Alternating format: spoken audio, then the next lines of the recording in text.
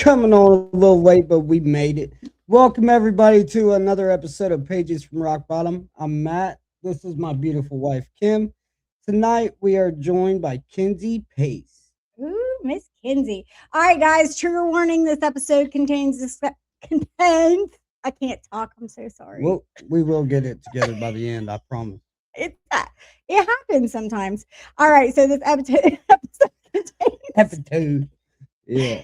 discussion of addiction, overdose, suicide, sexual assault, loss of loved ones, trauma, mental health struggles, child removal, CPS involvement. Viewer discretion is advised. So this episode may be difficult for some viewers or listeners. So just be gentle, you guys, with yourself. If you need a minute, just take a minute to walk away. But we share these stories because someone out there is still suffering and they need to hear it and they need to know that they're not alone. So go ahead. All on you. This is your part. Man, we're twinning. Twinning. Our guest tonight takes us through years of grief, addiction, overdose, trauma, and what it feels like to completely lose yourself while trying to numb pain that never seemed to stop coming. This episode talks about fentanyl, overdose, suicide, sexual assault, loss, and mental health struggles. So please take care of yourself while watching. But through all that darkness, tonight is also about survival. Because even when she felt completely broken, she still made it to treatment. She still chose to stay alive. And somebody out there tonight needs to hear exactly what her story is. Ooh. And even 8 years in, I still need to hear it. Yeah, for sure. Me too. I get something from everybody that comes on and shares their story. I think Kinsey tonight is number 64? Is it 60? Yeah, you're number 64. I'm sure that hello, Becky. I'm sure, I'm going to learn something and I'm going to get something from it. So, welcome, Kinsey. Tell us who you are and where you're from. So I'm Kinsey. I was born in like a real small town called Ringgold, Georgia. Okay. And then after that, I've went to school in Chattanooga my whole life. So I'm 34, and that's really it right now. She said, that's it. There's really not much else to tell. I'm 34. I wish I was 34 again, girl. Shit. I'm 30. Oh, trigger warning. There is profanity. I always forget to add profanity. Sorry. I can't help it. Yeah, it's fine. Yeah. All right, Kinsey, can you take us back to the beginning? What do you remember about the first time substances became more than just an experiment for you? So I come from a big family, and there was always kind of alcohol, like dinners and stuff, or my grandmother would drink wine, and so alcohol wasn't really looked at as real bad until it is, Yeah. like it's okay until it's not. Yeah, I come from a long line of alcoholics.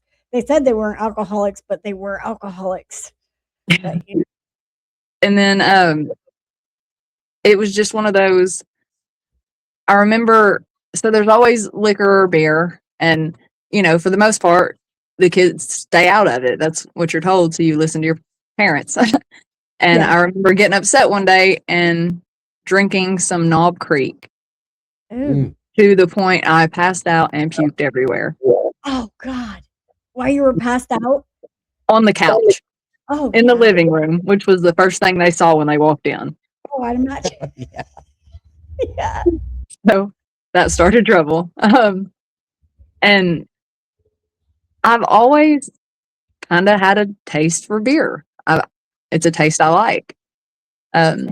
So on the weekends, me and my friends would go stay somewhere and we would drink or something like that. And then I would say probably the first time a substance was involved is we were at field day at school and I tried acid.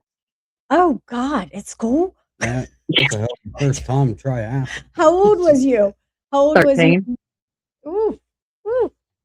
You was tripping on acid at school, girl.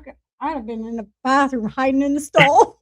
I don't know what I was thinking, but I mean, probably wouldn't go back and do it again. Yeah. It was just one of those things, like my phone was already taken by the principal, so I had to go see him anyway. And luckily I just wore my sunglasses. So I was like, I can get away with doing things Yeah. if I pay attention to my surroundings and who I'm speaking with and my mannerisms. Mm.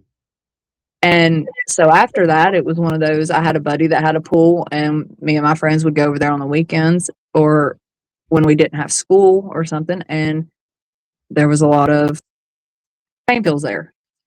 Oh, yeah. So you just go ahead and call when you're on the way and everything's ready. And that lasted for the freshman year summer as well.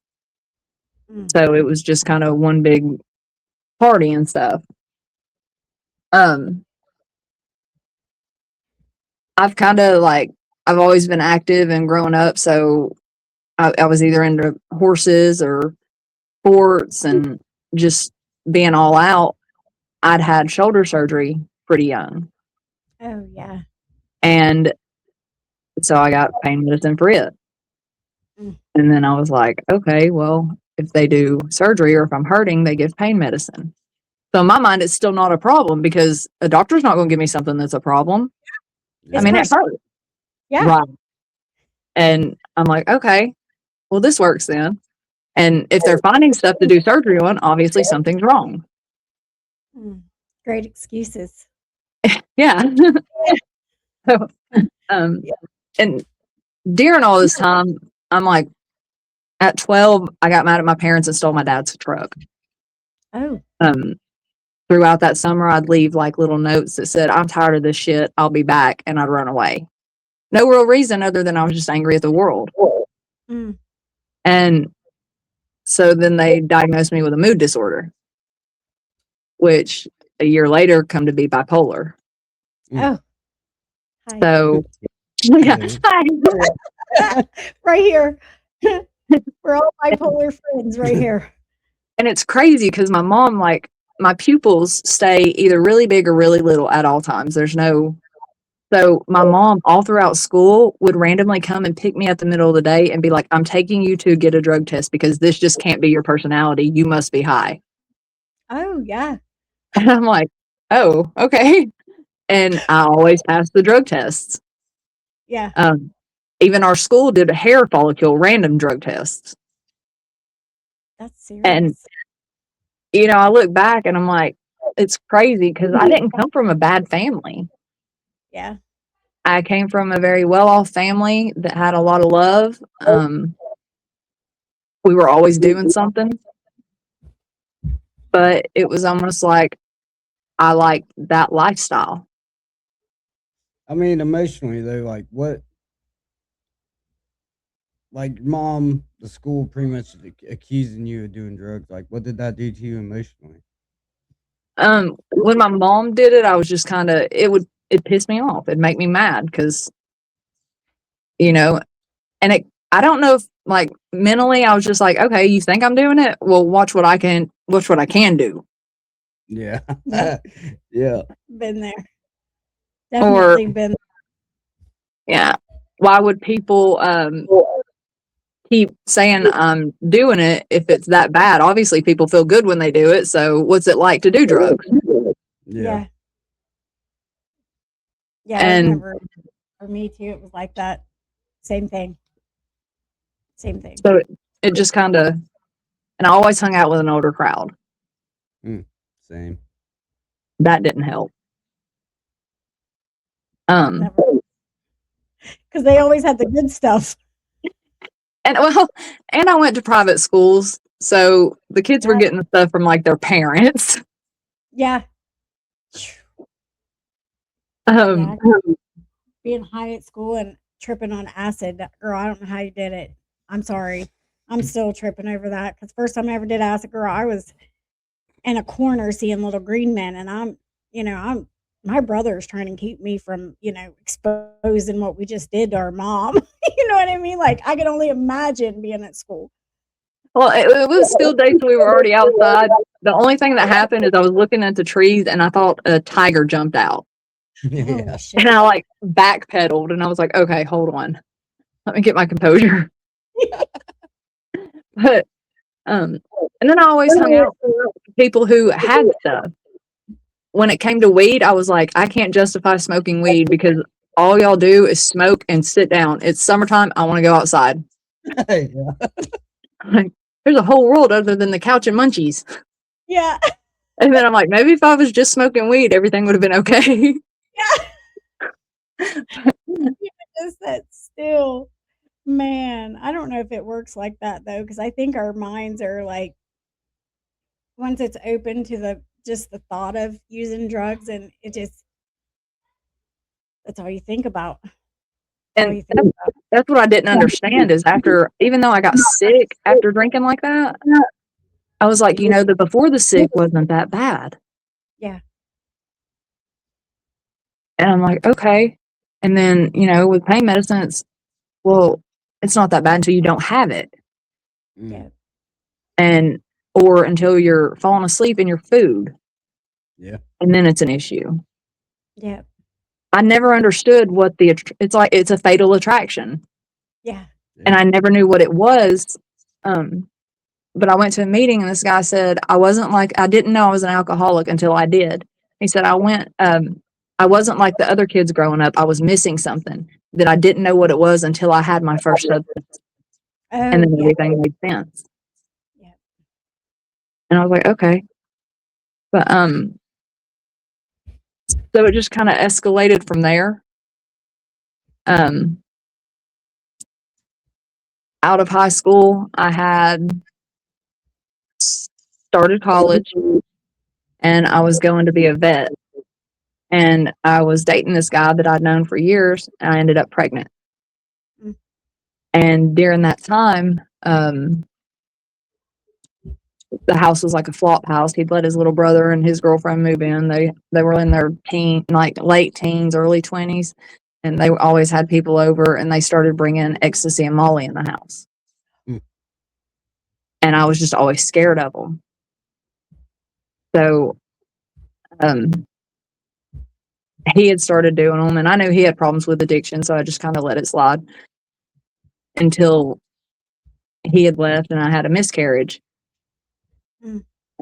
And the doctor here, who is well known, prescribed like 120 hydrocodone. I'm just like, why?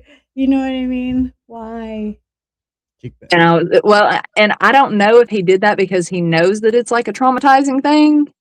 Yeah. So he's like, well, this will make the woman, give her time to grieve. And well, no. I probably stayed in bed for 3 days and I don't know if I could have gotten up to go to the bathroom if I wanted to. And I felt awful. And I was like, I can't, no, I don't like this. Yeah. So for a little while, I was like, you know what? I'm not going to go out. I'm not going to go to the doctor. I'm not going to have a headache. I'm not, mentally I'm preparing to, okay, well, I don't want to do this. Yeah. Until the next time I did. So that lasted for a little while and I went back to drinking.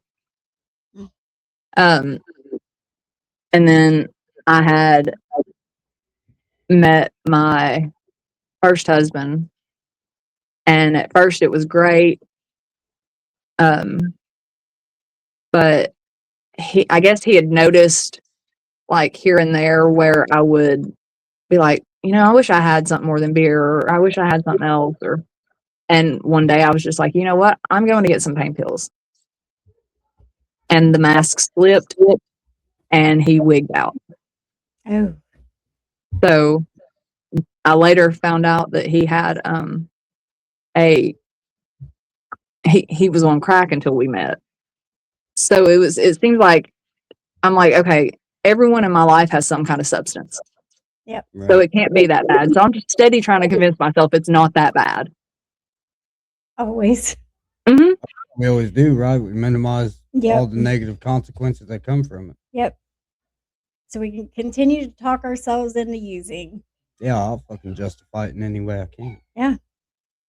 And that was a big thing though, because my grandfather was in good with judges and like they were his friends. Mhm. So Kinsey gets in trouble, she calls Papa. Mm. So there's no consequences to my actions. And I feel like to an extent I might have taken advantage of that. Absolutely. I know I would have. Hell yeah. Yeah. Because if it's not on my side, then why not utilize it? Yep. And that was just, I don't know if there had been like stricter consequences, but I was really good at hiding. And because of being diagnosed with mental illness, it was easy to blame it on a mood. Ooh, Oh yeah. yeah. So they'd be like, hey, what are you doing? I'll be like, oh, I think I'm manic. Or, oh, I'm in a low. I've been this way. And I'm like, and looking back, I'm like, how did no one call me on my shit? Yeah. But I'd gotten pregnant with my oldest daughter, and that relationship just proved to be it. He was an addiction addict, so I had a firsthand experience of seeing what addiction to everything looks like Yeah. and trying to justify it with him. So I was like, okay, well, maybe we can just have a beer here and there and then not drink because we don't want to get worse, or we don't want to have to constantly have something in our life. Yeah. I'd had my daughter, everything was great, and I was like, okay, I don't have to do anything. I can just be sober and raise my baby. Yeah. Well, every couple of days, I was 20 or 21, every couple of days, we'd drink. And like, not to the point of getting trashed or where we can't, function. It was just like, I might have 1 or 2 canned beers and then just to feel that urge. And looking back now, I see that it was an urge. It wasn't me, oh, I want a beer. It was, oh, I need to feel this craving. Yep. Yeah. And it wasn't a craving back then. It was, oh, I'm young. I can buy alcohol now. Or it was, oh, this is cool. I have my own house. Yeah. Nobody can tell me what to do now. I can go buy it if I want to. Yeah. Right. And that was probably an awful, because see, I justify it all in my head. I'm like, oh, well, I did this because I could do this. Yeah. And then I realized by my second daughter that both pregnancies, I craved beer. Mm. With my second daughter, it was so bad, I went out and got O'Doul's. But I was like, this is awful. Yeah. And then right before my second daughter, we lost my grandmother. Mm. And that kind of, we all as a family didn't really talk about our emotions. Mm. Like, we all kind of knew when the other one was just, And my grandmother had passed at home. So we all kind of knew the lingering question of, are you okay? Wasn't. Yeah. Yeah. So, it got to the point then where I was drinking a 12 to a 24 pack a day of platinum. And I didn't know, I didn't necessarily know how to just stop drinking it, because then it went from that to, we had just bought a barrel of liquor, Holy whiskey. shit. Yeah. Yeah. So that was like, and that's what we would sip on at the house. And I think I was getting out of control, and that's honestly why I ended up pregnant, because Mother Nature was like, hey, you need to sit down. Yeah. Mm. Calm your tits. And in between all that, I had a barrel racing accident, and it messed my ankle up, and I needed surgery, but I was pregnant and couldn't have it. Mm. So my gynecologist started giving me pain medicine while I was pregnant. So here we go with another stint of, well, the doctor's giving it to me. Yep. And it just kind of, I was like, are you sure this is safe to take? And they were like, yeah. As long as you take it as prescribed. Yeah. And then I was, because the weirdest thing was I was told I would never get pregnant after my first one. Mm. So it was just like, that's why I said it's kind of like, the universe was like, hey, something needs to happen. Yeah. Because at that point, I'm just teetering. I can drink here and there, and I can, yeah, I've tried that before, but I can get it from it. No. Because I had, after having Betsy, I had the ankle surgery. It was like a 6-hour surgery, and I left there with a pain pump. Oh, Jesus. shit. And I'm like, I'm like, does this stop? Yeah.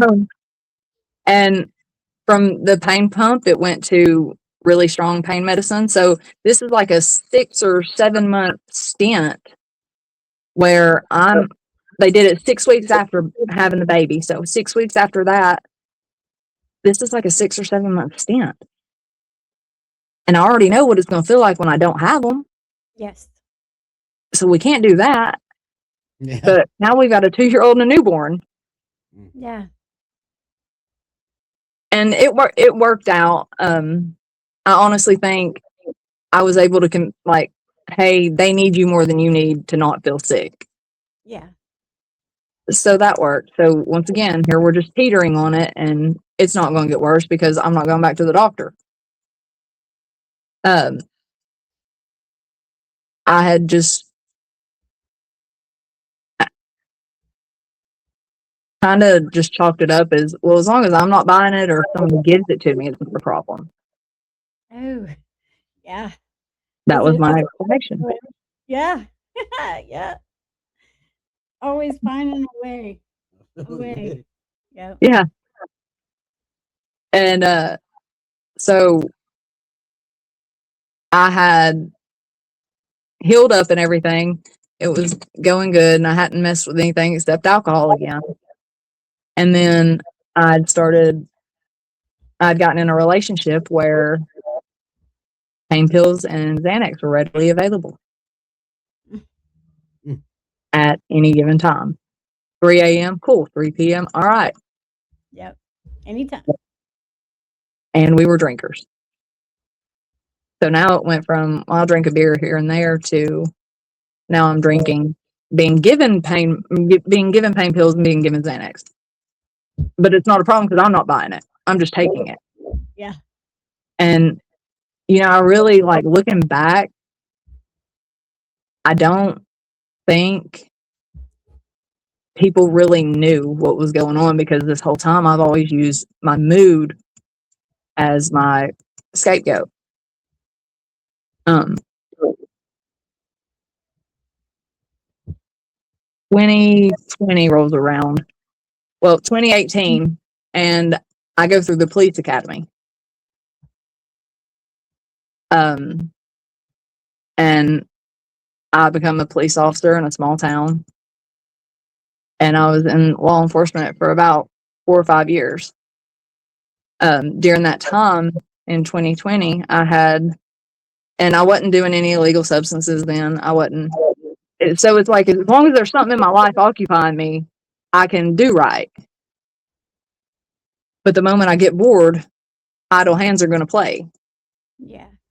And that's what they did every time. December 28th, 2020. My dad still had his Christmas present on his door. He lived in my neighborhood. And I called my mom and asked if she talked to him. She said no. I walked up there. I drank a beer, and I walked up there. And I had to card his house, but I found him passed away with his, he had a bottle of vodka sitting beside him and still had his vodka in his glass. And I'm sorry. it was a surreal moment, because the protective part of me wanted my mom was there at that time as well. She had made it over there with me. I didn't want her to see him. Right.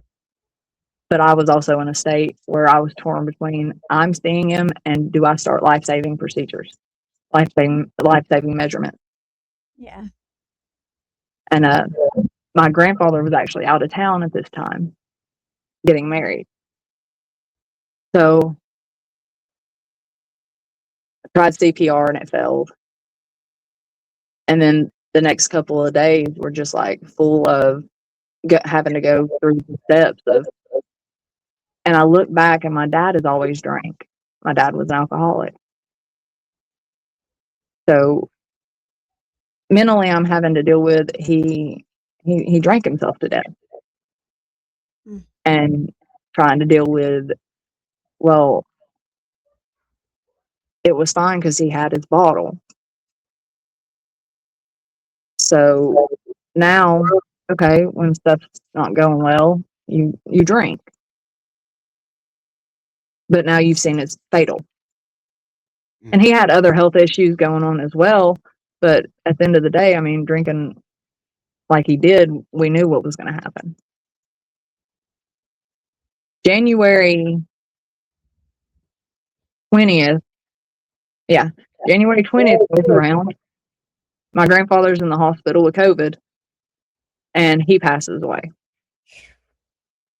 So now I've lost my best friend. Yeah. And I'm like, those are the two people I call when my world's crashing down. Who do I call? And I'm like, you don't, you deal with it.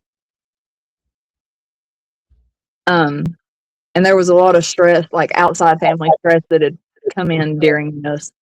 And I was just, so my drinking picked up quite a bit. I got out of law enforcement, and it was just one of those, I couldn't help people with the condition I was in. I couldn't show up for them because I didn't feel like showing up for me at that point. Oh, yeah, for sure. And that kind of hit me because I was like, damn, I can't even help people anymore. So now I'm depressed over that.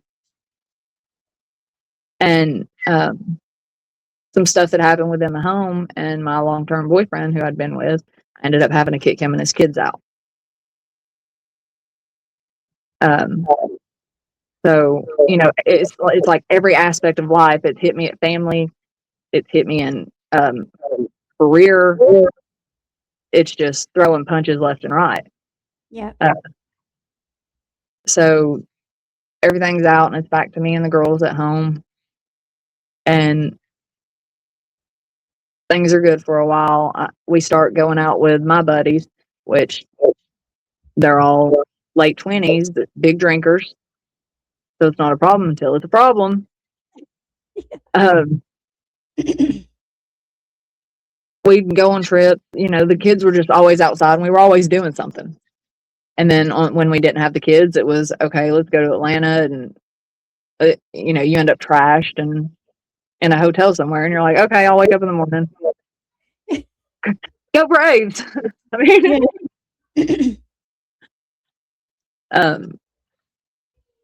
and like my best friend since high school, she's such an amazing woman. And she's always been there. And I remember going to her wedding in Johnson City. And there's this like big, nice, historic hotel downtown. On the way up there, I come clean to my mom. My mom's with me. I'm like, hey, I've been taking an excessive amount of pain pills for a good amount of time. And I'm out. I've got 2 left. And we are nowhere near Chattanooga. Yeah. And she's like, and her, logically, I get where she's coming from, but she was just like, it's okay, there's alcohol there, just drink. But she's not looking at it as my daughter could be an addict. She's looking at it as, because I hid it so well. So yeah. Kinsey doesn't have problems like that. Yeah. Yeah. I ended up blackout drunk at my best friend's wedding and embarrassed the hell out of her. And I look back now and I'm like, that's one of the selfish parts of addiction. Yes. I passed out in a bush that night, or I tried fighting a bush at the hotel that she paid for. My mom had to carry me up on a luggage cart, and I made it right inside the door and passed out again. I woke up in the floor. My mom's like, "You feel better?" I'm like, "No." Yeah, I bet not. Yeah, but I'm going back to Chattanooga, so now I can prepare myself to. Well, I can be better in a minute. Hold on, Yeah. And I think that I'm pretty sure that's what I did. I'm pretty sure I came back and went ahead and got off sick. Yeah. So everything's just kind of, I'm just going through the motions of life. I went into being a paramedic, driving the rig and taking EMT classes. I had decided that I needed something better to help control my moods, and maybe that would, help settle everything else down. They put me on a medicine called Triliptal, and it was working great. I was able to, I didn't crave any substance. And I didn't act erratic, like, okay, let's just go do it. Because impulsivity is awful with bipolar disorder. It is. Yeah. If it's a thought, it's done already. And so while I'm there, my youngest has strep throat. I take her to the emergency room. We walk in. I remember telling her I loved her. She said it back, and I don't remember anything else but waking up with tubes down my throat. I'd had a grand mal seizure. The medication I was on caused epilepsy. Oh, shit. Oh man. So they tell me I can't drive. You can't. Yeah. Dang. I was like, this is a joke, Yeah. Just go back to using drugs. I'm like, what am I supposed to do now? Just sit there? Yeah. Luckily, it's a blessing and a curse, but I would have cluster seizures. So they would hit like back to back to back to back.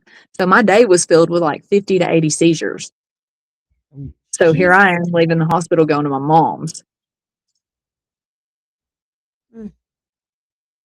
And at first they didn't know really what it was. So we were in and out of the hospital all the time, and it was just back and forth. So it was just kind of, okay, well, this is the new norm. They finally got me on medicine that actually calmed it down.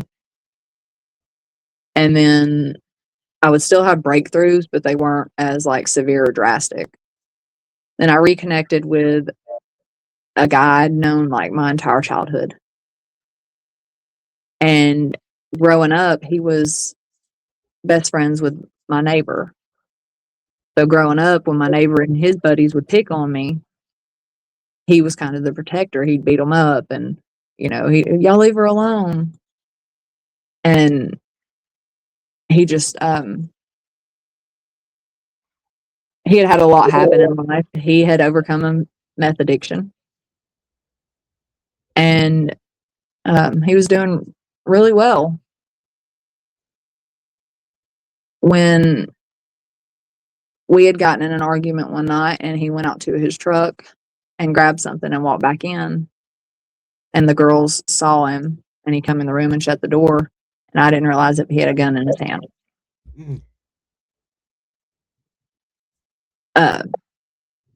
And he was like, he was like, say what you said again, because he was like, with your seizures and your mental health, I'm just calling defects. And I was like, isn't your baby mama on dope? And it triggered him. So he did that and come in. Well, at that time, he'd also cut an artery on accident, just raging.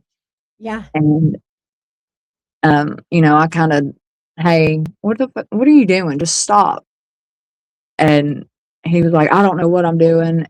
And about he sat it down, and about the time he did, he went straight back. So I think he's dead. And I yelled for my daughters to call 911. At that point, they removed my babies from my home. Mm. How old are your And daughters at this point? Yeah. How old are your kids? 8 and 10.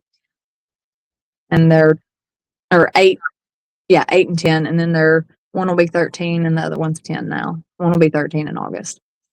So how old were they at when he did this? When 8. he 8 and 10. Okay, gotcha. Yeah. And you didn't see it. And looking back, I should have seen the steps. Yeah, signs. He wasn't feeling good. He would say that his back was hurting. He started a new job. He started taking kratom. Mm. He drank every day. But up until then, it had never been anything with violence. He gets arrested that night. They charge him with ag assault and cruelty to children in the 3rd degree. Now, at this point, this is my only support system, is this man that I'm married to. Because now the whole world's in an uproar. Yeah. And so we deal with CPS and we're going through the motions of it. I'm doing the supervised visits with my daughters. And I'd finally, like, one of my friends was like, hey, I'll supervise the visits for you. I was like, okay, great. That would be so much better than sitting in a little building. And so my mom agreed to that. And my daughters went into foster care at first because me and my mom weren't getting along. And then my oldest one, there's a lot. You don't want your kids in foster care. You know, if they can go with family, put them with family. Absolutely. I agree. So my mom, I was like, yeah, let them go with her. And then May 16th of that year, he had called in a drunken rage. And I thought he passed out drunk. So I was like, okay. And he would normally pick me up from my friend's house after I visited with the girls. And during this time, I'm in pain management. So I get 75 hydrocodones 5 milligrams once a month. And ironically enough, I never abused them. Until the next bad thing happened. Yeah. So the 16th, we're on the phone. I thought he passed out drunk because you could tell he was very hot. He had heightened emotion. And at one point while we were talking, I even asked, hey, what have you done today? Because this was just a completely different side. And I just chalked it up. Okay, he had too much to drink. And I said that to him and he said, I've only had 2 beers. And I was like, okay, what do I do? You know, so, and at this point, I'm not driving because of my seizures. It's nighttime. So I stayed at my friend's house that night. She took me home the next morning and he had killed himself. And that's what I walked into. So sorry. So it's just, I don't have my kids. He just did this, you know, and now I have no family support because I've pushed everyone away. Yeah. You're alone. Yeah. Sure. So I pack up my stuff, or I pack up some of my stuff because I've owned this house since I was 19. And I go over to my friend's house, the same friend that took me home. And this whole process is just, it lasts and it goes on. And, you know, it's not something that you ever prepare for. And even to this day, like, it's not something that you just fully accept. Yep. Yes. And then I guess, you know, you get told, like, when something like that happens, that it's, well, they were sick, or look, you're lucky you weren't there. And like, but that's all you want at that point is, well, maybe I could have helped. Yep. And then you have, right, Sure. the lingering questions of, okay, was there more involved? Yeah.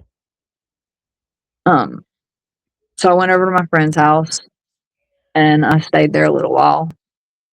And that lasts for a good minute. The girls are coming over and spending the night. Me and my mom are rekindling a relationship. I don't want to go home. And I had met her, someone she had grew up with, and we had gotten close. And he was like, I'm a reformed drug addict. And I was like, okay. And he was serious about his sobriety. Like, he was doing meetings, and I was like, okay, well, if I'm not with somebody who does drugs, I won't want to do them. Mm. Okay, that makes sense. Yeah. And he's like, hey, if you want to go back to your house and you want someone to go with you, I'll go with you. And I was like, okay. So eventually went back home, still seeing the kids, still doing all that.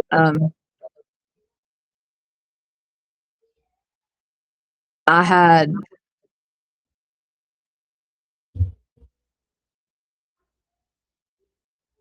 hold on. He got hurt at work with heavy equipment. He was in a ditch, and the bucket to the thing pinned him up against the Oh my God. Yeah. pinned him up against a bank, an embankment. It broke like 3 of his ribs.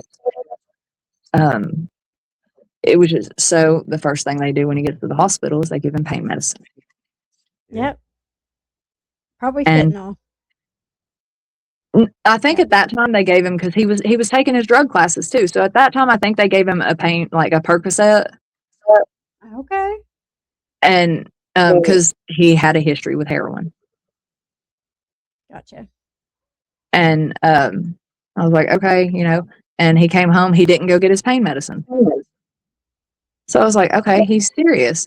Well, a little while down the road, like, we're talking about starting a company. I'm talking about how much I hate living in this house that's full of bad memories. My kids still aren't with us. We're doing right. We're making money, we're minding our P's and Q's, and nothing's getting better. So this goes on for a little while, and I'm progressively seeing, hey, I'm doing better, but my situation isn't. Yeah. So, okay, well, let's sell the house and start a company.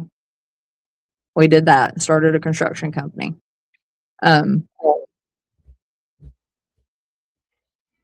During that time, I had started seeing that no matter what I was doing, I didn't feel like my situation was progressing. So here comes the excuses again. Mm. And we started doing pain pills, like excessive amounts of them. But it's okay because I'm still working. I'm still functioning. It's not a problem, because if it was a problem, I'd be at home. I'm not robbing or stealing for them, so it's not affecting me. It's not an issue. Not that bad. Yeah. And that went on for a little while. And then they ran out.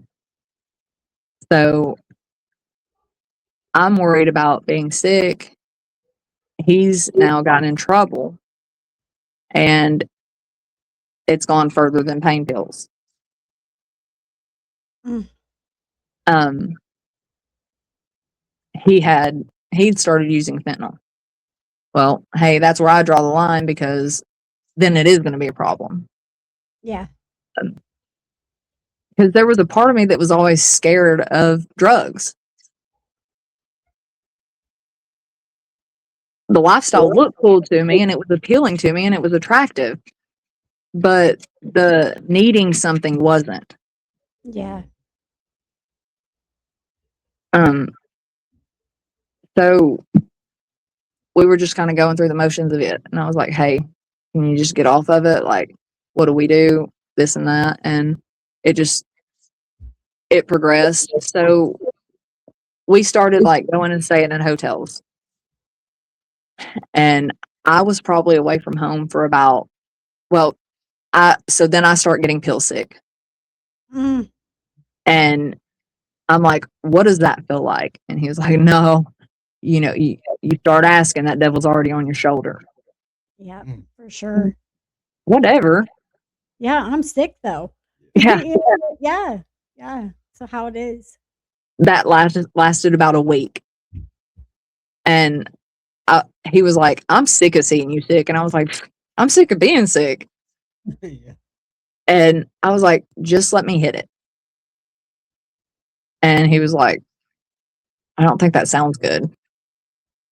Because he had, and I didn't know until after this, but he told me that he was like, you'll fall in love with it. And I hit it and it instantly felt better. Yep. And I was like, okay. But it's cool because I'm not ever going to do it again. So about 6 hours later. Yeah. Yeah. Fuck yeah. Yeah. Till you need it again. Yeah. So we started staying in like this extended stay. And I took my cat up there because I've had this cat for like 12 years at this point. Yeah, you need your kitty. Yeah. I'm like, I can't do this. And I realized like when you're on fentanyl and in that type of situation, you don't feel human anymore. You don't. I would lay in the bed and cry during the day and then stay up and make sure he didn't die at night. Oh, yeah. And that was my life. Mm. But at the same time, I'm getting high during the day and having people beat on my door because I'm not answering the phone and he thinks I'm dead. About 2 months into us not being home, we got in an argument and I was like, you know what? I'm calling my mother. Oh. Yeah. And I called my mom and like once again, you know, I've hid it so well. I call my mom and I'm like, look, I haven't been home in 2 months. I'm strung out on fentanyl and I need you to come get me. So she's just like, whoa, hold on. And she walks in and I can only imagine how she felt because she walked into a room that was completely flipped upside down and I'm under a bed looking for my cat. And she's like, oh my God. Yeah. I had like 10 stitches in my arm from an accident where I accidentally hit a razor reaching for something and it sliced my arm open. And it just didn't, I don't think she was prepared for what she really walked into. Yeah. And mind you, I have a brother that's 9 years younger than me who we just got done dealing with his addiction to fentanyl. And so she's like, she comes and gets me. And my husband sent me a text and said, hey, I left an 8-ball in the car. Be safe driving it. And my mom saw it and called and had my car searched in the parking lot. Oh, shit. So he takes off too. The next morning, I woke up in the hospital. My mom had told them that I was trying to kill myself. And I see that it was all good intentions now. Then I was pissed because I was like, I just want to detox on your couch and don't want to use. Yeah. And she was like, yeah, you didn't see you how I saw you. So I'm like, okay. And I'm seriously like thinking maybe this is good. I get a text that said Randall's in ICU, he overdosed. Oof. That night he left, went to a different hotel with one of his buddies.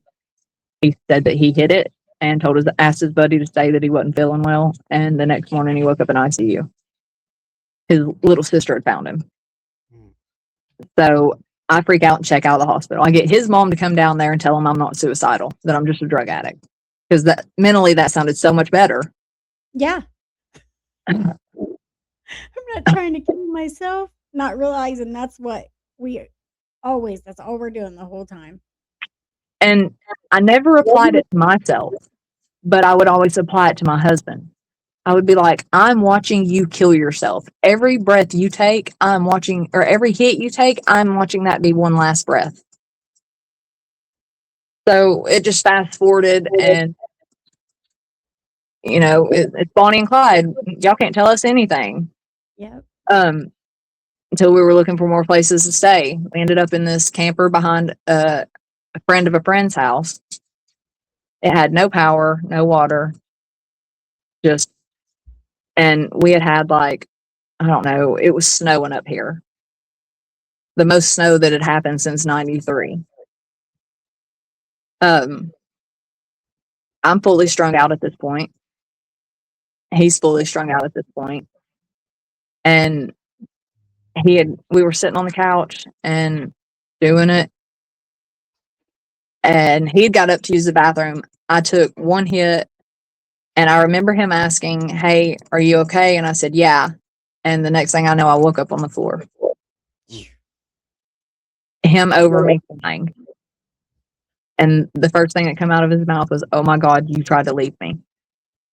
Mm. And I look around, and there's about 7 Narcan laying around me. And I was like, "Did you call the police?" And he said, that's "Yeah." the question, right? Yeah. Yeah. I mean, that was what. And I just looked at the Narcan and I said, "We should probably clean this mess up then." Yeah. And it was just that simple. And a little while, like 30 minutes later, I was like, "No one showed up." And he was like, "I didn't call." And I was like, "Okay." And I said, "What do you mean?" And he said, "I didn't know how to tell them that my wife had overdosed Mm. because I was doing the same thing and didn't." I was like, "Okay." And I think back, when that happens to somebody you care about, you don't really know what to do. Yeah. And I don't know if it was a like fight or flight or freeze and fawn, but he was like, he explained it as, if I had picked up the phone, that was less time I had working on you. So we get over that, and I'm like, I'll chill out. Because he swears up and down that I hit it when he went to the bathroom. Yeah. A week later, I did the same thing. Oof. I'm like, okay, this sucks. Yeah.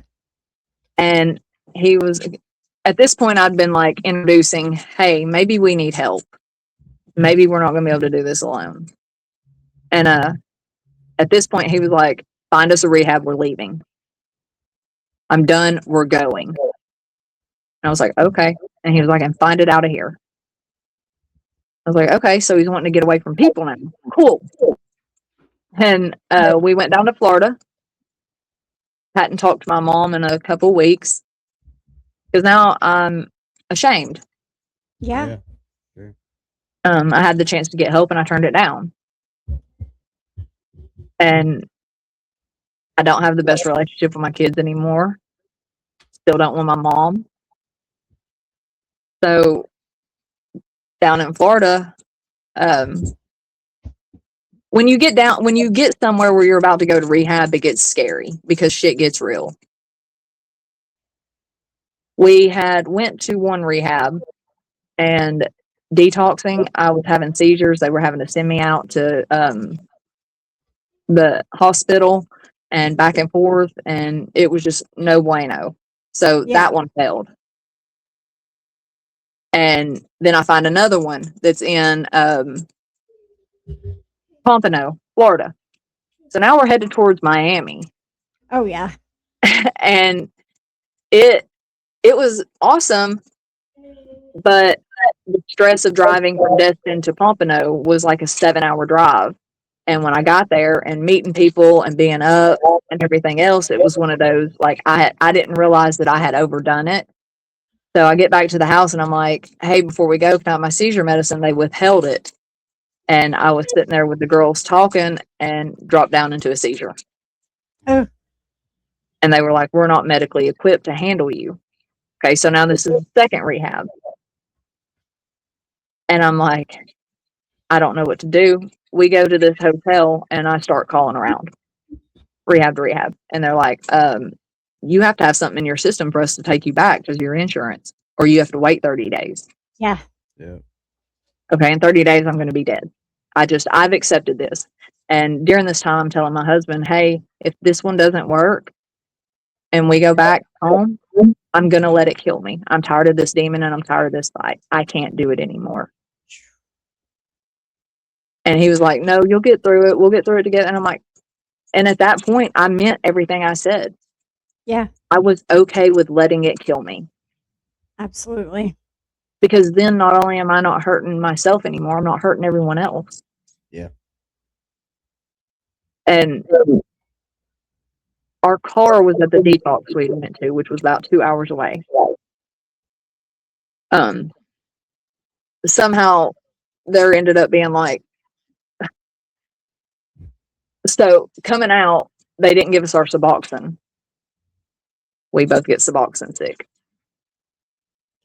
So we end up using, and there ends up being like, I don't know, we attract the strangest people. There ended up being like 2 prostitutes that come in the room. They were like, we just got kicked out of this room. And I'm like, I just want to sleep. I don't care what y'all do. And they sat in the floor for like 8 hours, smoking and nodding. And I was like, okay, this is a bad idea. And they were friends with this other gentleman who had given my husband the money to go get a train ticket to get our car.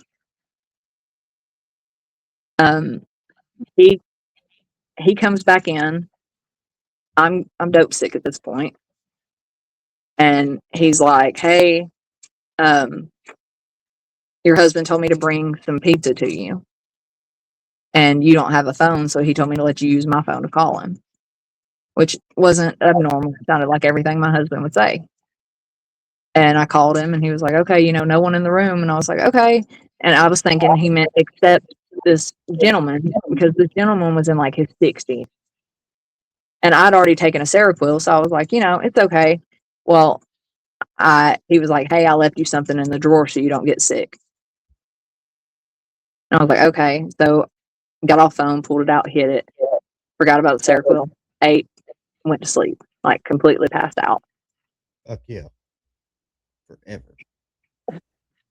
I woke up with my pants around my ankles and no one in the room. And it was one of those where I was like, that doesn't happen to me. The addiction, okay, it happens. This doesn't happen. You don't get this way. Yeah.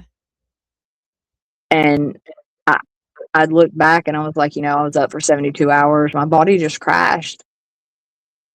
But it was also like, would it have happened anyway? Was it a blessing that I'd taken the sleeping medicine? And so I knew something was funky, but I was like, maybe I rolled over and my pants come down or something, like trying to convince myself it didn't happen. Because at this point, I'm a master manipulator. Yep. So why can't I manipulate myself? And I didn't say anything. The next day, we were headed down to Miami to go to another detox. And my husband was driving. I looked over to him and I just kind of unloaded. I was like, because he's like, why are you acting so weird?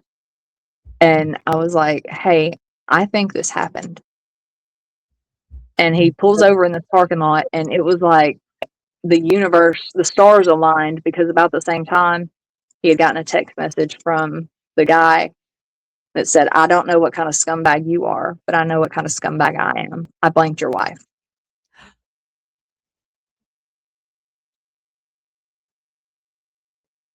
And it hit me like my soul left my body. And as if that wasn't enough, he had said, and it wasn't worth the $200 I gave you to go get a train ticket. I need my change. Jesus Christ. And I was like, okay. So at this point, I don't want to go to rehab anymore. Yeah. I'm like, you know what? Take me to a Motel 6. I'm getting high. And he's like, wait, let's just think about this. I'm like, no, there's no thinking. So he ends up like biting the bullet and gets us down to rehab or detox. He's like, this isn't what we're doing. We're going to detox. Yeah. And it just seemed like every attempt, like I couldn't have one more letdown.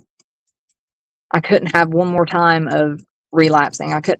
I didn't have another one left in me. And I think he kind of saw that after that had happened, that I was just tired.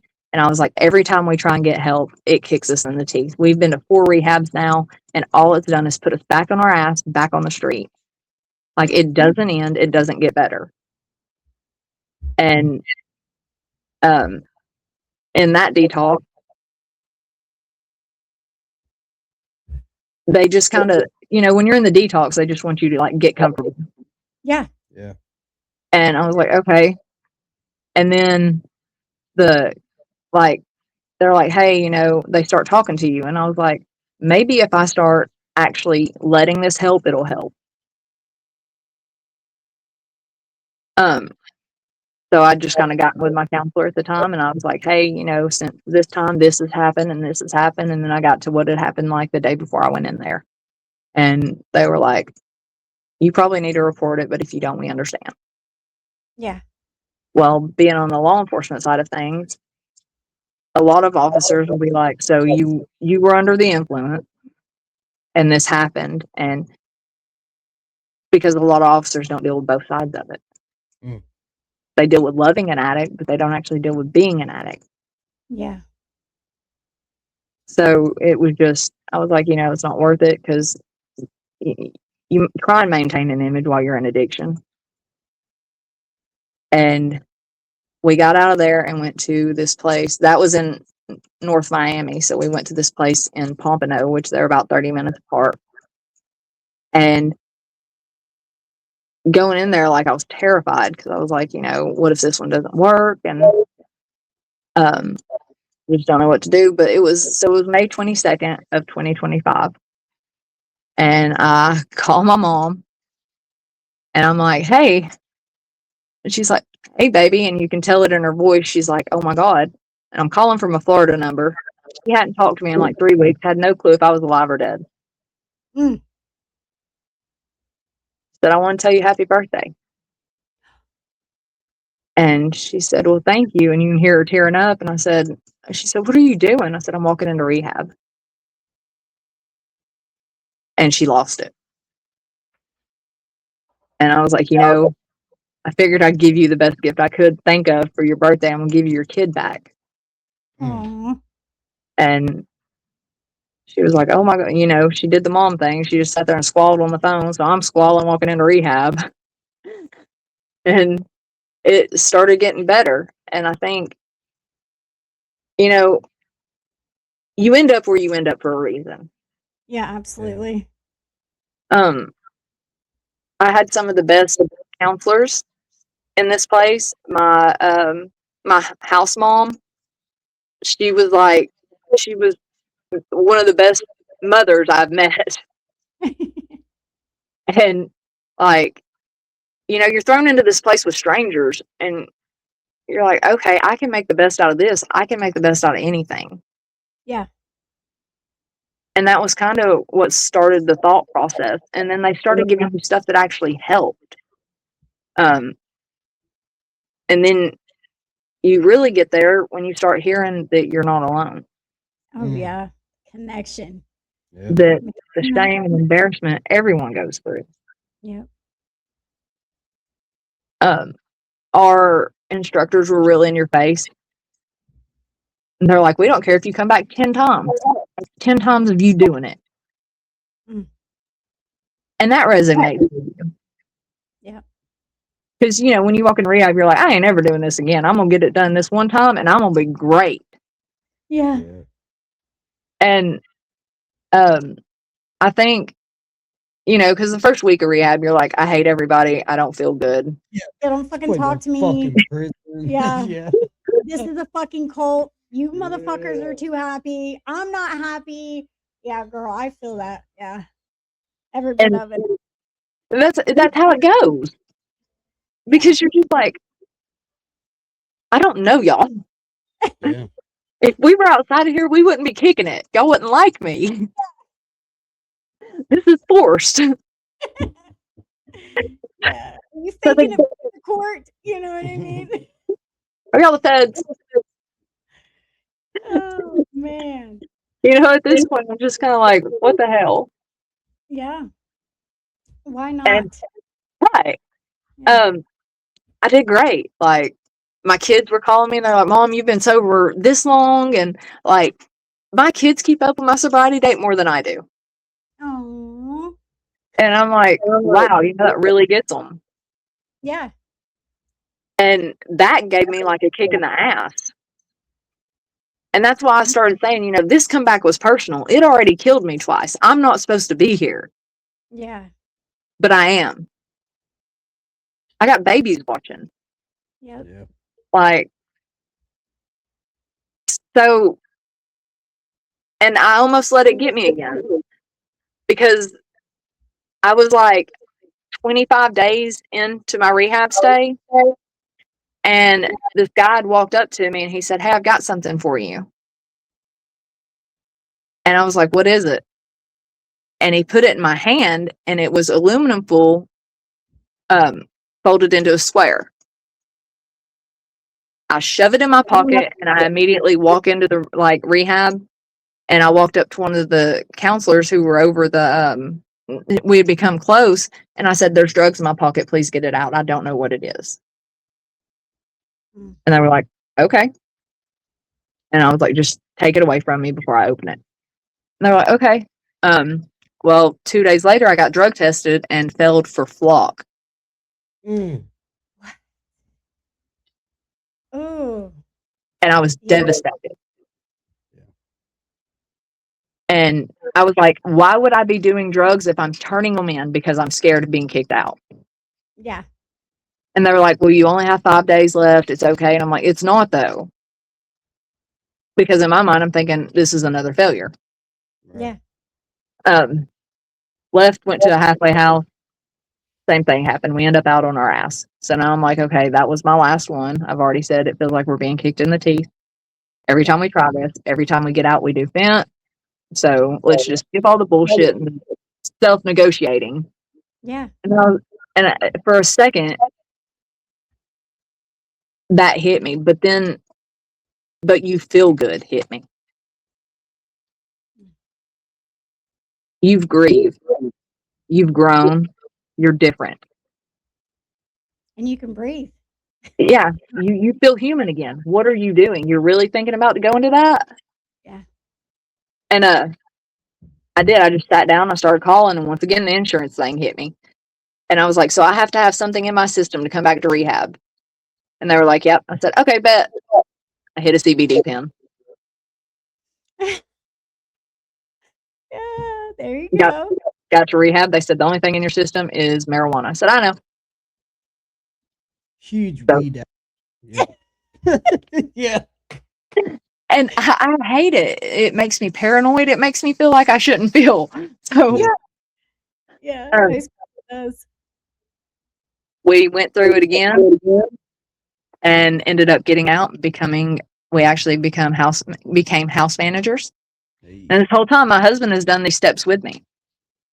Mm. We became house managers down in Florida, and he was working again, and I was just kind of taking care of everything. We had just made it through, and it was finally starting to make sense.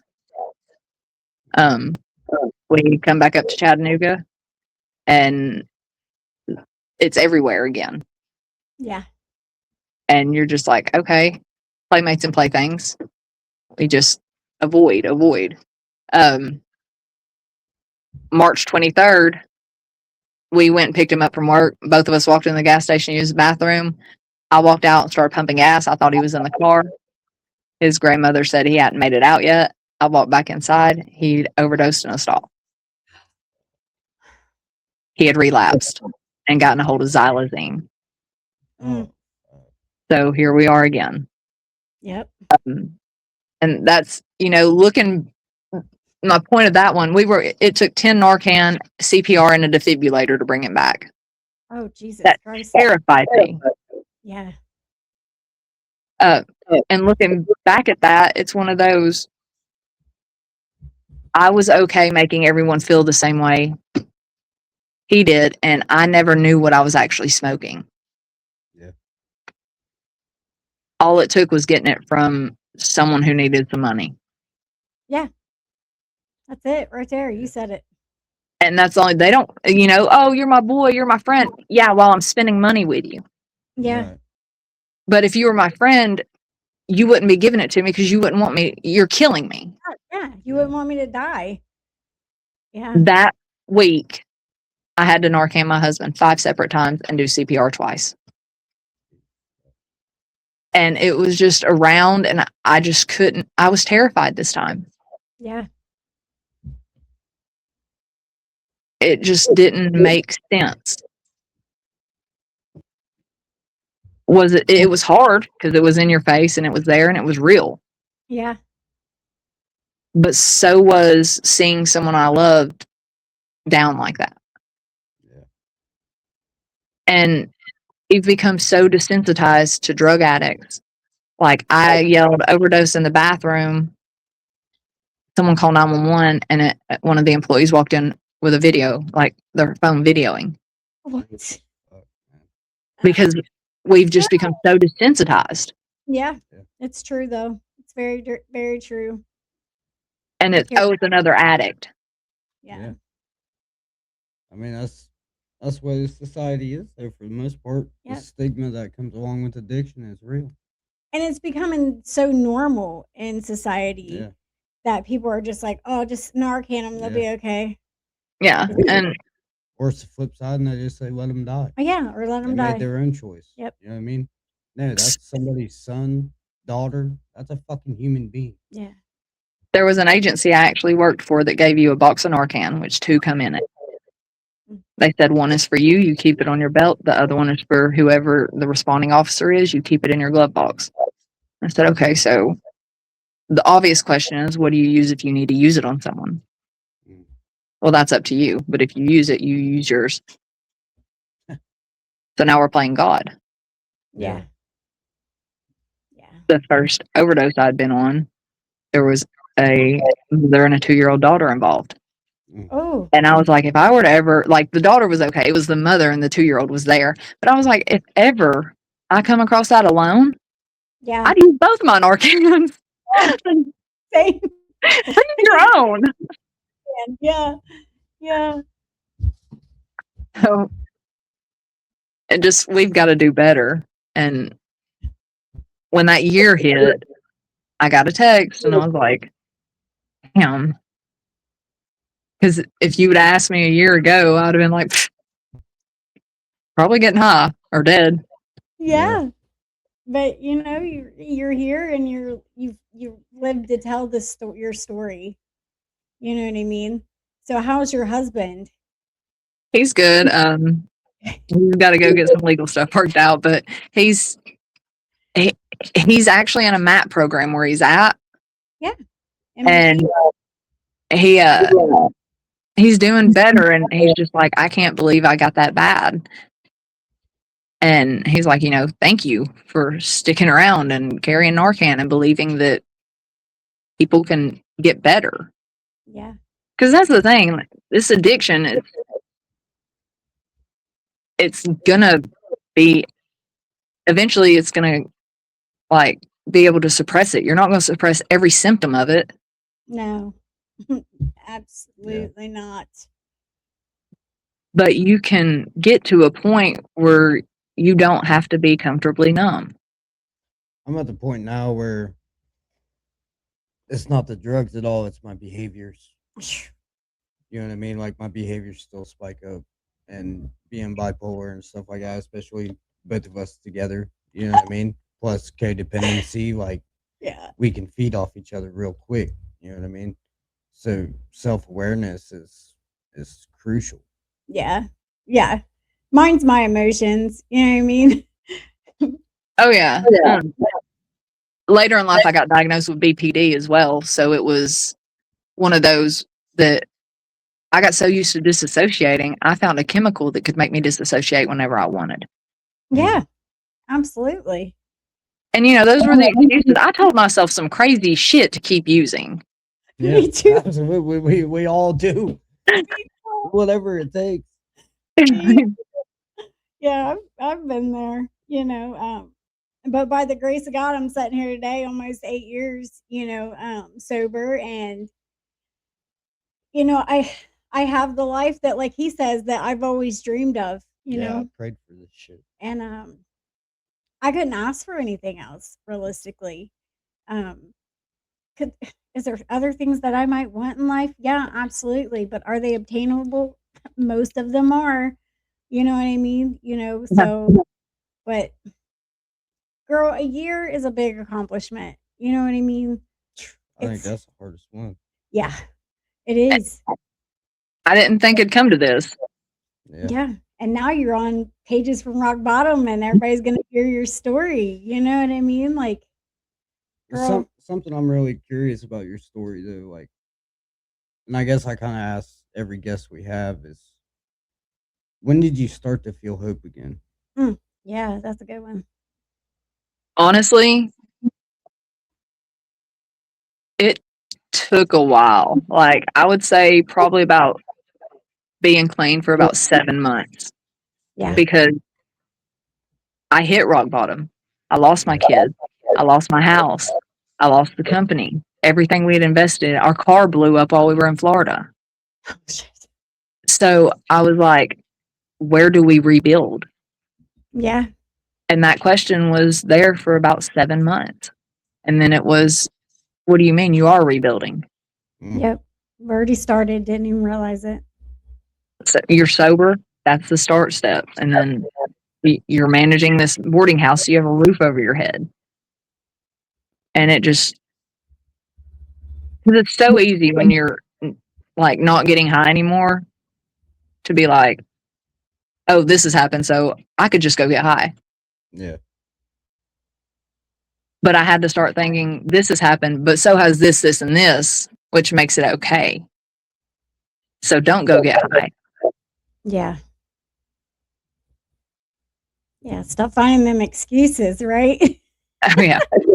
Yeah, you got to find them coping skills. Start reaching for them coping skills instead of them excuses. Yeah.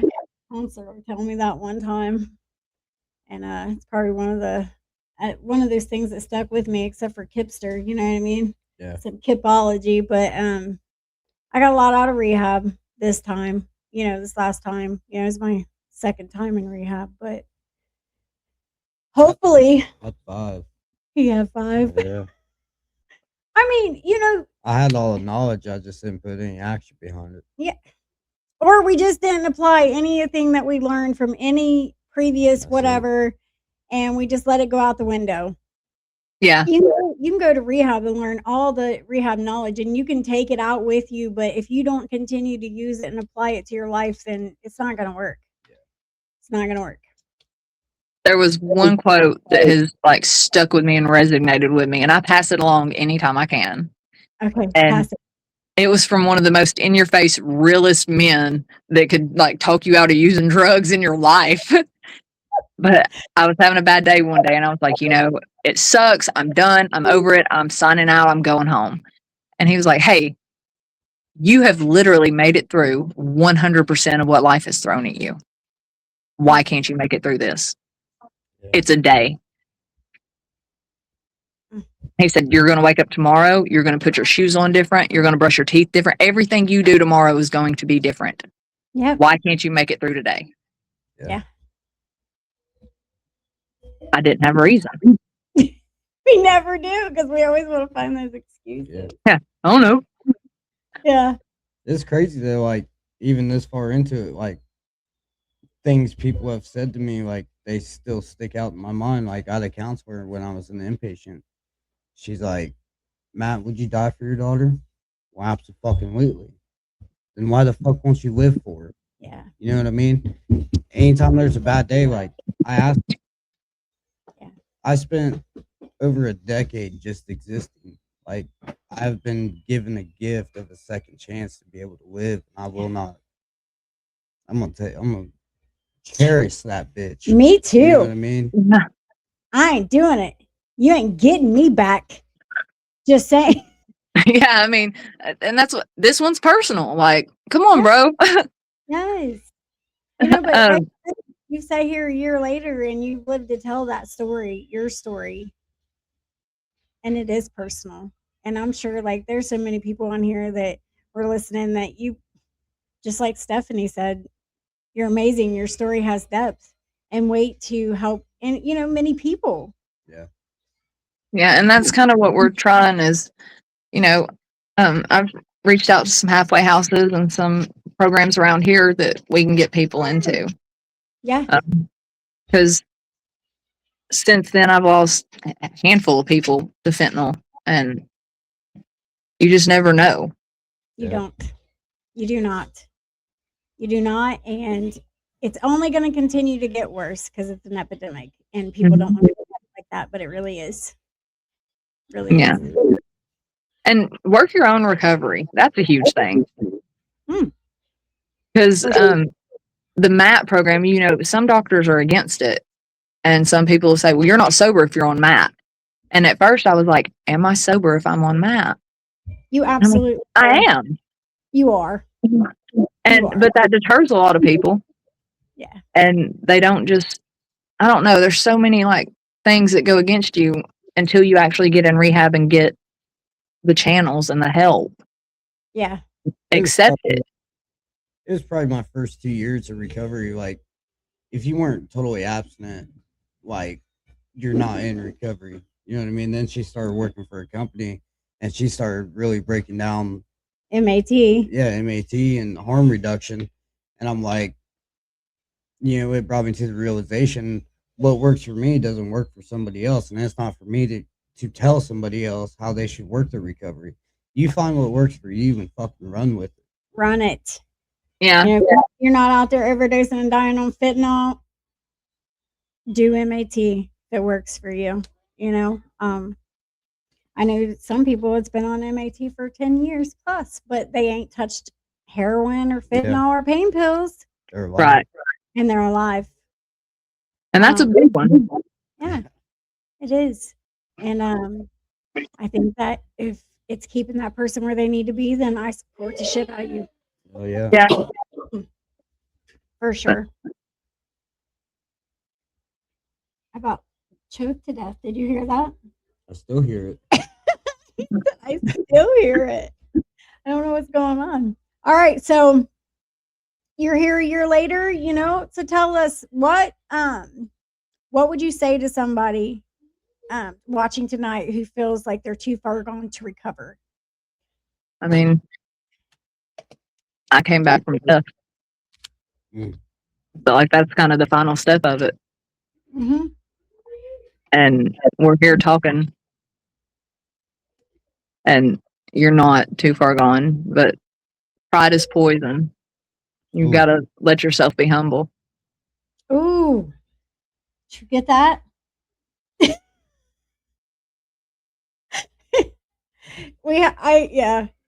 I take little quotes from, pieces, and we make shirts because we have a shirt, we have a little shirt business, and we'll make a shirt in honor of your episode. So and that's kind of, it humbled me a lot. Yeah. Oh. Yeah. I hope you continue to share your story. Yes. It is fucking powerful and people need to hear it. And it'll get easier as it goes. You know what I mean? As you get the more you share it, it'll get easier. But your story, just like Stephanie said on here, she left a comment and said, your story has depth and weight to it to help many people. She said, it helped me today. She said, thank you. So it's just little pieces like that you going out and telling your story, you're going to touch at least one person in that room. Yeah, give me goosebumps, girl. Yeah. Love it. Yeah. We love doing this. We love hearing the stories. It helps us more than everybody knows. And I know that your story helps other people out there as well. So keep doing you. Don't give up. You know what I mean? Turn them excuses into coping skills. Yeah. Well, I have to now because I'm like, I can't do it. I just don't have it in me. I got to ask, though, before we do end this, how's your relationship with your children? How is that? So, it's gotten a lot better. Good. It's, I actually my mom comes and picks me up, and I go to their ball games and spend the night over there. And it's just, I'm still rebuilding. There's a lot, because you also have to be prepared. You're gonna have to mend relationships. Girl, I know. Yeah. I'm still mending mine too. Almost 8 years later. So I get it. But that time you'll get back. Yeah. And that's what I look forward to. Yeah. And you can make new memories. Sober ones that I remember. Yes. Yeah. Yeah, and I talk about that a lot too, because like I live 3 hours away from my hometown now, and I have a better relationship with my family now that I live down here than when I lived 5 minutes away. Yeah. You know what I mean? Because even when I was there, I wasn't present. Mm-mm. Right. No. And I think we feel like we are because we're there in person, but well, hell yeah, I'll tell myself yeah. that. You know what I mean? Mentally, definitely not there. Yeah. Definitely not. Yeah. So answer me this. Would you change anything in the past 10 years that's happened? Would you go back and change anything? No. Yep. Because I think it took that for me to realize that I was going down a deadly path. Yeah. That's it. Yeah. We don't realize it at the time, but we're writing our own story. It could either be a bad ending or it could be a happy ending. I've actually got that tattoo. It says my story is worth the final chapter on my arm. Yes. There you go. Huh? What? Did you know that? What? Did you know she had a tattoo? Huh? Did you know she had that tattoo? No. Look, see? He said, did you know she had that tattoo? No, but it's true though. Like we write our own, our own story, and whether it ends badly or it ends good is on us. Really, in the end, took me a really long time to realize that. But girl, I'm doing it, and you're doing it too. Yeah. Don't give up. You know what I mean? And I have to also say this: you're our first guest from Tennessee. Yeah. If you ever find yourself in Southern Ohio, reach out. Look us up. Look us up. And hey, if you have anybody in Tennessee who wants to come on and tell their story and share it, hey, tell them. Say, listen, awesome. You did awesome. Yeah, you've been awesome. Yeah, girl, we here for you. You know what I mean? We love doing this. Your story was amazing, and girl, I've been there. You know what I mean? I can relate with so many things from your story. So people are pigs. Bad shit happens, and forgiveness has to happen within yourself and with a lot of things. You know what I mean? So you don't realize what you're putting people through. Like, that was 2 days ago. I went to lunch with my mom, and she said, as the mother of an addict, we prepare for y'all's funeral, and that's what gets us through it. Yeah. And I was no longer mad at her for not knowing what I was doing all those times. Yeah.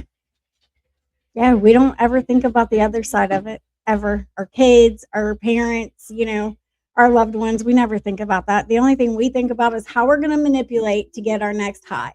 Mm-hmm. That's as long as I'm okay. Yes. I have to be okay before I worry about if anybody else is okay. Yeah. So, but girl, you're doing it. You're doing it, and you continue to do it. And don't give up. Your story tonight is proof that addiction doesn't care who you are, what you've lost, right?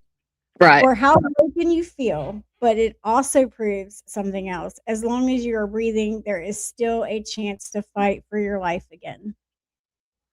Yeah. Yeah. Rock bottom looks different for everybody. For some people, it's jail. For some, it's overdose. For some, it's waking up and realizing they don't recognize themselves anymore. But recovery is possible. And you definitely proved that shit tonight. You definitely proved that shit. Thank you. Thank y'all. Thank you for, choosing, us to share it with your first time. It was an honor. Thank you. No problem. All right. You have a good one, girl, and it was nice to meet you. Shout out to her, guys. Show her some love. Y'all Show too. her some love. If you or someone you love is struggling with addiction, mental health, or thoughts of suicide, please reach out for help. You're not alone. We've all proven this tonight. Um, you know, connection is important, and actually saying something out loud actually helps you more than you know. So reach out for help. Absolutely. Yeah, once again, thank you. Thank you. Join us next Wednesday, guys, with Miss Morgan Wallace, guys. Morgan Wallace. 7 to 8:30. She's gonna be on. I forget what that episode is called. I had it in my head, guys. I had it in my head. But I lost everything that I thought way back. oh, he got it. He got it. He lost Yeah. that. She lost everything and fought her way back. I'm stronger than you. Oh, what was that? Team, baby. Oh, Teamwork okay. makes the dream work. Dream work. Yeah. Oh, don't forget to go like and follow Pages from Rock Bottom if you're watching and you don't like and follow us. And also do not forget that every episode that we do here is uploaded to our YouTube podcast channel on YouTube. So if you missed it, you can find it there. Also, don't forget March United is coming up in Pike County. We have special guest Christopher. Woo! Oh shit, Christopher Trey, and then we have Stephanie Jones, and then we have Annabelle Dyke. woo! We got some yeah, Missy. She said, "Thank you so much for sharing your story." Yes. But do not forget to join us September 5th, Canal Park, Waverly, Ohio, for the March United event. Survival was Step one. step one. Anybody who joins or comes and joins us will get a free meal and a free t-shirt for all that come, as long as shirts last. There should be plenty of food, but we have some great stories, some great leads. So come join us. We're gonna try to have some kid things. I'm gonna try to get that bouncy house for Stacy. Woo woo. We're gonna try. I think. Yeah, we're gonna try. I'll be in that bouncy house. He said, "I'll be in that bouncy house." And go check out Overly Tees. We just moved our shop from we just closed down our other shop and reopened our shop on a different website. So we're currently getting everything moved over, but there is some stuff on there, and just go check out Overly Tees. Yes. And if anybody you guys know want to come on Pages from Rock Bottom, please, and share your story, come on. Absolutely. I need people. We need it. We can't do this alone, but I'm calling out Brady. Yep. Say his name. Say it. Who, Brady? Yeah. Brady? Tell him. Yep. We're calling out Brady because he asked to come back on the show. So Brady, you need to get with us and let us know when you can do that with me and Matt. Yeah. So that way you can reshare your story. It'll be awesome. Just let us know when you're available. We also want to take a minute to thank everybody who tunes in every week. Our Athens family, Jay and Sharon, and just everybody that always Becky. I can't forget you, Becky. Everybody that just comes on and shows us some love and supports us every step of the way with doing this on our journey. So honestly, from the bottom of my heart, thank you. You guys means the world to me, to be honest with you. I never thought that it would get this far, but and it's growing. So please share out Pages from Rock Bottom with everybody that you know, and have them come on. And if somebody wants to share their story, we are willing. We are here. Let's I want to hear it. I want to hear it too. Yeah. You know what I mean? I love hearing stories. People's stories of survival and how they got where they are, where they came from. Don't say it. Let's talk about buttered sausage. Buttered sausage. What it is. Work. Thank you. Oh, shoot. But join us next week, everybody. And once again, thank every one of you guys for your support. We love all of you guys. Share us out. Go like and follow us on YouTube. Go check out Overly Tees and March United this September 5th, Canal Park in Waverly. That Survival was. Step 1, what time is it? Step 1. It's going to be 11 to 4, Canal Park, guys. Canal Park. Be there. Free t-shirt and free meal, and you're going to hear some great stories, and there'll be some resource tables and other things. A memorial table, that's going to be pretty awesome. I still got to figure out all the details to it yet, but we're going to do that too. So come join us in September. Anything else you would like to add, Mr. Matthew Overly? Nope. He said nope. All right, guys, we'll see you next Wednesday. Everybody have a great rest of your week and a greater, even greater, I should say, weekend. Okay, bye. Okay, bye.